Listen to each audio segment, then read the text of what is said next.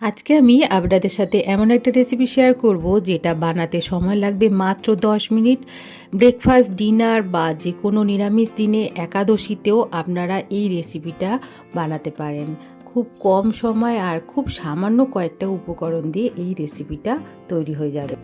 প্রথমে একটা কড়াতে আমি শুকনো খোলায় আগে বাদামটা ভেজে নিলাম, তারপরে খুব সামান্য একটু সর্ষে তেল দিয়ে বাদামটা আরও সুন্দর করে ভেজে নিলাম।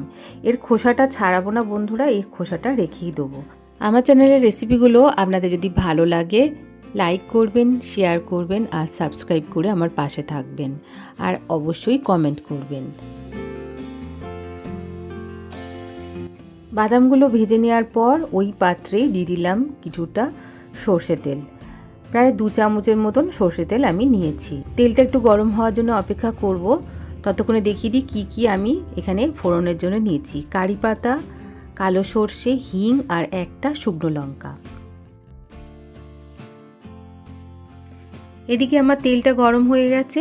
এবার ফোড়নে একে একে সর্ষে, শুকনো লঙ্কা, কারি পাতা আর সবার শেষে হিং দিয়ে দেবো।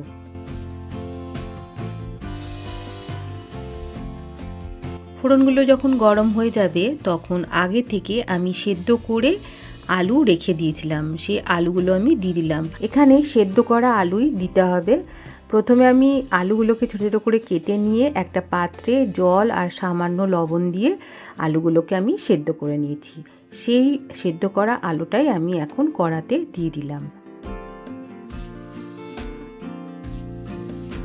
দিয়ে দিলাম সামান্য হলুদ আর দিয়ে দিলাম লাল লঙ্কার গুঁড়ো, মানে ঝাল যে লঙ্কার গুঁড়ো সেটা দিলাম, আর খুব সামান্য একটু চিনি দিলাম। ঝালটা আপনারা আপনাদের পছন্দ মতন দেবেন। এখন সবগুলো উপকরণ ভালো করে মিশিয়ে নিলাম। এই সময় খুন্তি দিয়ে আলুগুলো একটু চেপে চেপে নেবেন, যাতে কিছুটা আলু গলে গলে যায়, কিছুটা গোটা থাকে। স্বাদ মতো নুন দিয়ে দিলাম।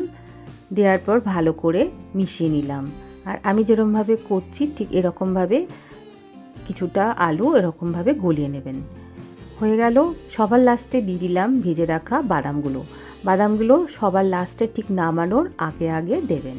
এখানে আমি খোসাযুক্ত বাদামই দিলাম, আপনারা চাইলে খোসা ছাড়িয়েও দিতে পারেন। সবগুলো উপকরণ দিয়ে এবার ভালো করে মিশিয়ে নিলাম। তৈরি হয়ে গেল অসাধারণ স্বাদের একটা রেসিপি। হাতে কম সময় থাকলে অথবা নিরামিষ দিনে অথবা একাদশীর দিনে ব্রেকফাস্ট, ডিনার সবার সাথে এই রেসিপিটা ভালো লাগবে। রেসিপিটা রুটি, লুচি, পরোটার সাথে খুব ভালো লাগবে। আজকের মতন এইটুকুনি, আবার পরবর্তী ভিডিও ফিরে আসবো।